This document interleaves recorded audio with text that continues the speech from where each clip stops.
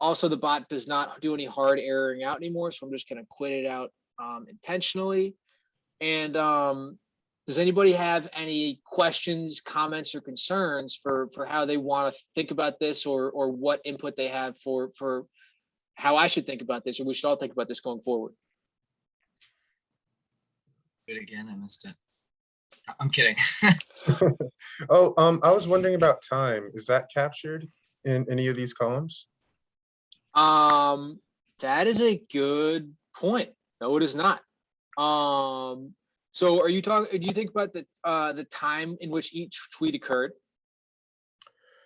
Yeah. So just whenever they made it, but we were wondering if we could capture the time of the actual incident itself, which might not be the same as the tweet.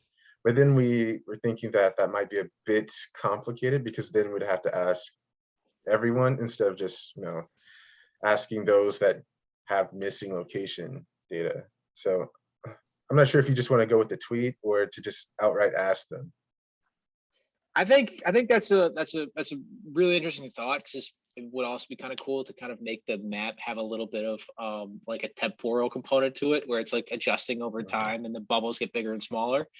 And just grabbing the tweet time for that's definitely, you're right, definitely not, because that's just people are tweeting kind of whenever is works for them in their schedule. It's probably not, unless we have some specific accounts that are paying such close attention that they are on it. We can't assume that. That's something to think about. Because do you think that there would be a case where we would end up using the bot or a bot to kind of go and ask every tweeter and say, hey, do you know the time of this incident? I think there's a potential for that right now, because there is a temporal component of the app as it stands now. And in the stakeholder meeting today, we asked if that was pertinent information for us to gather. And we seem to get a positive response to that. Like, yeah, it would be useful to be able to nail down when these, what date these reports are pointing to. Josh did bring up a good point, which was the discussion earlier today. And that was, we may now have to think about sending the bot out to everybody to confirm dates, even if we have locations, and that kind of changes a little bit of the scope of the project. But I don't think it's too big of a stretch to make as a goal. It's just we're going to have to assess whether or not the resources are going to be there to reach out to every single person and have them confirm a date.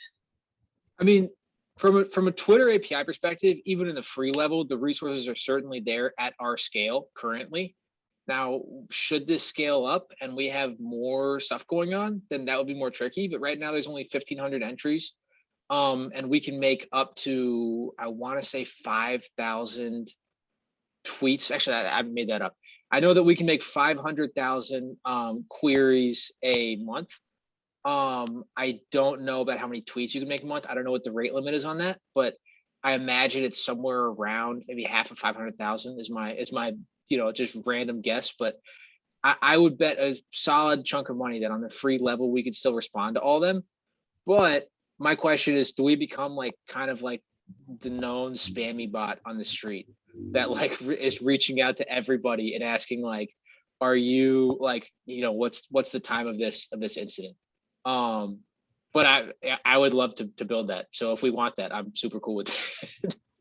I do think it comes down to what Welton wants, but we've kind of already posited the question there. And I think that if we sort of start to add in the functionality or just have the option and start discussing pros and cons, he can help advise on that decision as we go. I am sorry that I jumped in late. I didn't realize that I was so late to the party because I was really looking forward to this.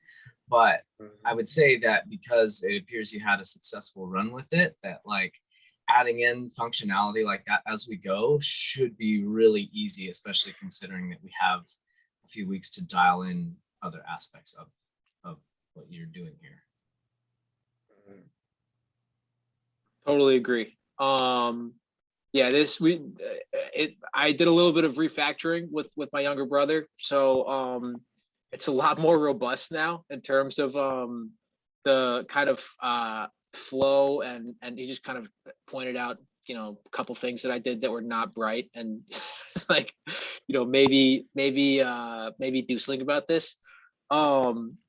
So I like all these ideas for kind of building out additional functionality beyond that. My one main question, and I missed the stakeholder meeting today. So is there a prioritization of like which data points we want most and first?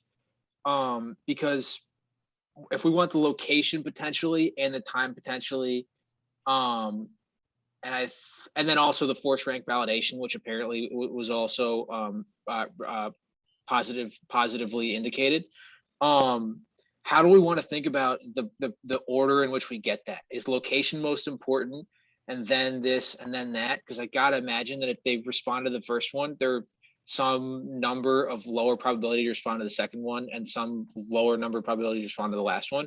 Maybe that's not the case. That's just my hunch. I would say that location would be the highest priority. Presumably after the ranking, right? I think possibly it's because that's another question I wanted to bring up, because I'm also wondering why Welton wants all of these rankings, like even rank 0, 1. I mean, I'm wondering why he just doesn't want like ranks 4 and 5, like more extreme cases, because this just seems to pick up on like everything. I believe that's part of the functionality of like the whole just the whole app, right? Like we don't want to just talk about the most violent situations. We're kind of wanting to talk about all the conflicts, and so the model needs to be able to work with all levels of police misconduct or police violence, because some of it's, let's be frank, some of it's not misconduct, some of it's just violence. But that's not for us to decide.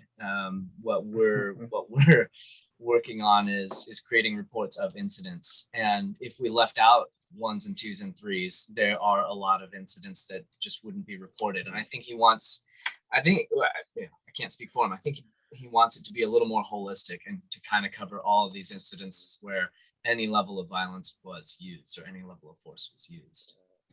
So I guess that goes back to what Rowan was saying. It probably will become known as the spammy bot. Oh well. Yeah, I have a feeling that there's going to be a large contingent of people who are happy to see this thing in use. I think that there are enough people pursuing social justice on this level and police accountability on this level that they will be happy to see it. And of course there's going to be people that are not interested in helping at all. That's fine. But I'm guessing some people won't mind being spammed every once in a while by the Blue Witness Twitter bot just to confirm a date and a location and a force ranking. Yeah, wouldn't bother me at all. I love it. So, by the way, correct me if I'm wrong, Rowan. So far, you focused on the location.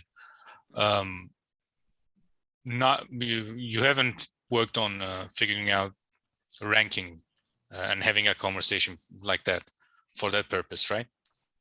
Yeah, so that would just be because the conversation tree would be simple enough. We could add that step after we get the location instead of saying thanks for helping align incentives. Or we could so here's maybe 2 ways to think about this. Once we get the location, we could say, hey, are you willing to give us information, or could you confirm we think that this is an instance of violence at level X? And we could put in the BERT model prediction. We could give a little explanation of what that is. And then we could say, is this accurate or not? Right? Is it a 5 or not? And then if they say no, then we could say, what is it? And if it's a yes, they could say just agree or nothing. That would be the way that I would think about that, and just build it out beyond. And that's easy enough. That's just another if else one below. So I'm not sure right now this conversation is the right place for this. Like maybe it will require a bigger debate, but at least in my mind, the most important thing, the prime data at issue is to figuring out whether there is an incident and the type of the incident, which means the rank. Only when you have a certainty of that there is an incident of such and such type or rank, then comes the location information, at least for me. That makes Yeah, more so sense. what's your idea for that, Murat? I'm sorry, what? Yeah, so what's your idea for getting that, for doing that? Well, I'm not sure. I don't claim to have an idea about that. I'm just saying the very purpose of the bot, in my mind, is to figure out what type, whether there are incidents of such and such types and ranks. Only once you have an incident of the relevant type, then comes the location. The reason why I was asking you that is because I was already trying to work on that, but you shot my idea down. So When do and you have any how? working solutions? How did I shut it down? You were saying that that was going to be like a countless task.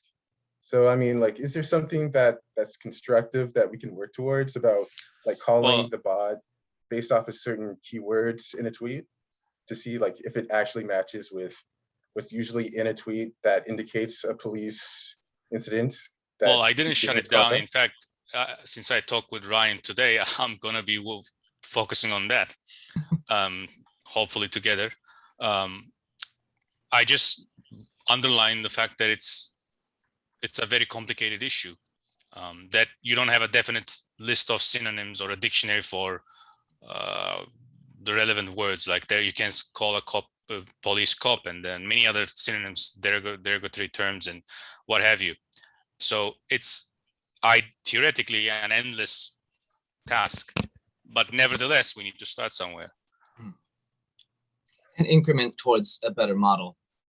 Yes. Right. You know, if we leave it as is, it will not get any better. We can't make it perfect, but we can make it better than what we received from the last group.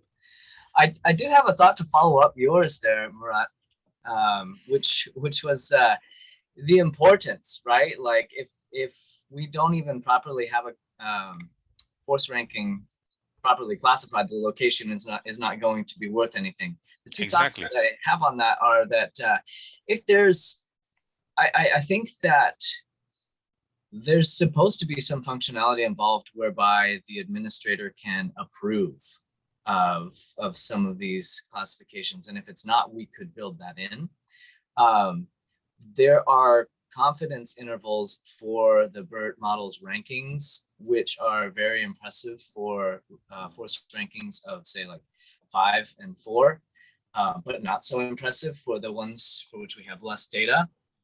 And so we could, in theory, even change up the logic of the Twitter bot. So let's say hypothetically, we have received a tweet from Josh, and the bot is going to ask him for a location and a confirmation on the force ranking. But BERT has classified it as a ranking of 3 with a confidence interval of 50%. Since the confidence interval is so low, the first question that the bot will ask will be to confirm the force ranking. And if the person returns a force ranking of 0, then we could terminate there. And if they confirm that it's a 3, or they say it's a 2 or a 4, then we can proceed to the location. If it were a force ranking of say 4 or 5, and it had a confidence interval of 95%, like this bot is pretty darn sure that this was a force rank of 5, then we could start with the location question. And it seems like a silly thing, but because of human nature and people's ability to get really bored really fast, or to bail out of a conversation with a bot halfway through, we've prioritized which bits of information we're going to try to acquire first.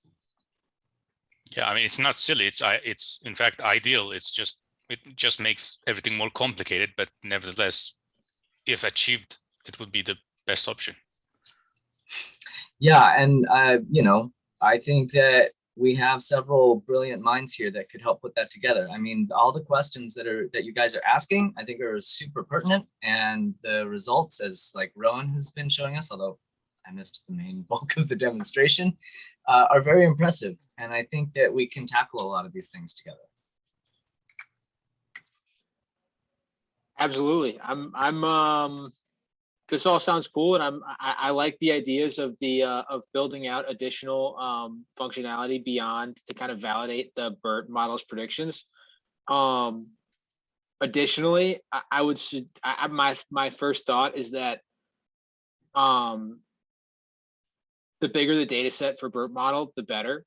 And I've trained BERT models on like 100,000 kind of observation data sets, and like that's kind of where BERT shines. So like training it on a data set of maybe like 6,000, 7,000, 8,000, that's good, but like 20,000 is probably some dramatic improvement better. And so that the combination of those two would probably make the model, the whole setup, just extremely robust. And that's kind of, I don't know, it sounds cool. Yeah, and just to add on to that, because I did look into the numbers, there is a big difference in the kind of data that is there for rank 2 and rank 3. Like we're talking 187 for rank 2 and probably about 107 to about 110 for rank 3. 106. Yeah, as opposed to 1,500 for rank 5 and 1,000 odd numbers for rank 4 as well. 1,687. Yeah, so it's huge. But just going by, I've been doing some synthesizing over the last 2 days, not too much of a dent, but we've gone up by 1% for a rank 2 prediction. And I strongly believe adding to that training data will help.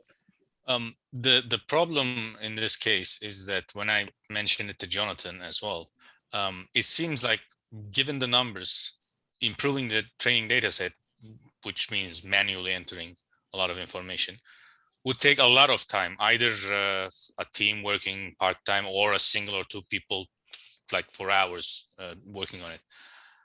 That's what it would require at this point. But for some reason, it doesn't count as work. When I mention it to Jonathan or whatever, they say, well, you wouldn't get a green frog for that. So, I mean, that's not actually something you need to like do something else. That's just something they treat it as a side thing, which is weird because that's what you require at this point for the model to improve.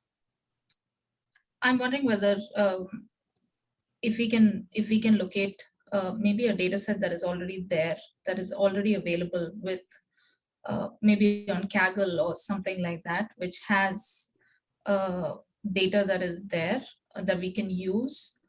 It might be a better way of going about it, but I'll definitely look into that to see if we can add data as fast as possible.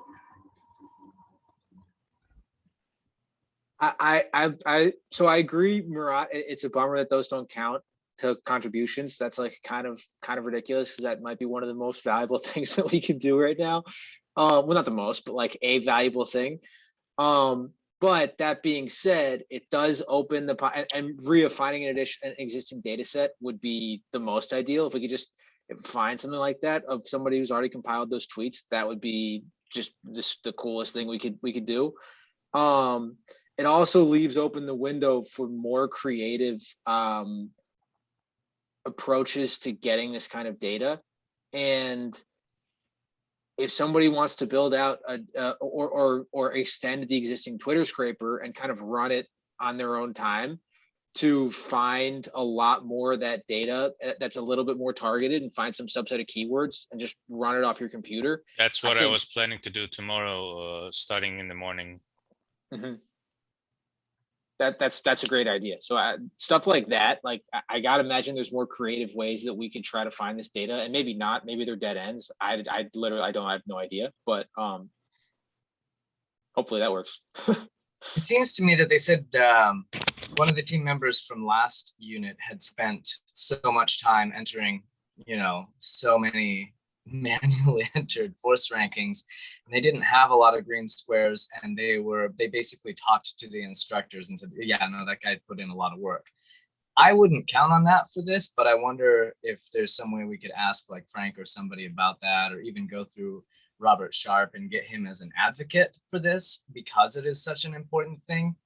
Because I mean, we've asked the group multiple times if everybody could just pitch in, if everybody does 30 a day for the next few weeks, and we'll have 3,000 more, 4,000 more entries or whatever.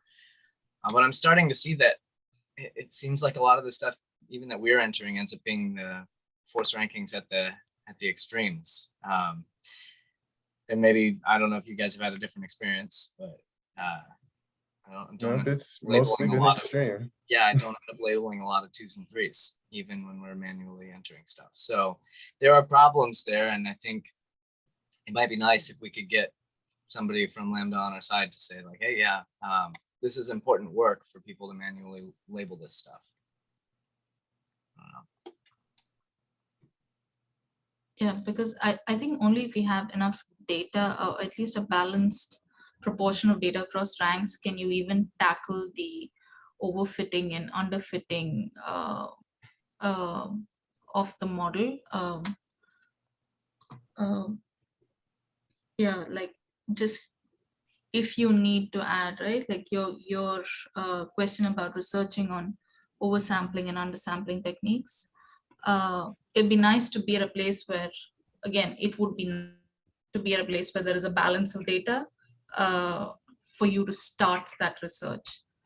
How probable that is a different question. Yeah, the only two things that I can think of to even begin that research without adding more data is to massively cut down the force rankings that are on the extremes, which is not favorable for us because we'd like to have thousands of data points for each, if not at least high hundreds for each category. And the second option is kind of a weird one, but to use a natural language processing model to basically like train on the confirmed data that we have for force rankings 2 and 3, and to auto-generate new texts based on that. So basically train an NLP model on the data that we've already confirmed as force ranks 2 and 3, and just have it create a bunch of synthetic data to be counted as that same ranking, and use that in the testing and see if that helps the BERT model at all. Okay. Well, that seems very actionable. We could actually start doing that tonight, I guess. Yeah, I mean, and it could totally fail, but it also might improve the confidence interval on rankings 2 and 3, 10, 15% or whatever. And that. We have 2 minutes left, less than 2 minutes, by the way, in the Zoom, and the battery is ending. Rowan. Correct. I didn't want to. Well, the Zoom's gonna end before the battery, but I think that's a good place to end it. That last idea on the synthetic data, cool, love it. Thank you guys all for showing up to this. I'm glad it worked this time, and I'm gonna post this video. I'm gonna split it up into the discussion and then just the just the demo, just to keep that like 15 minutes long. But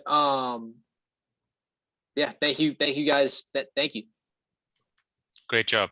Thanks, Ron. Thanks, Ron. Yeah, great job, Ron. Thank you. All right, see you, everybody. See you.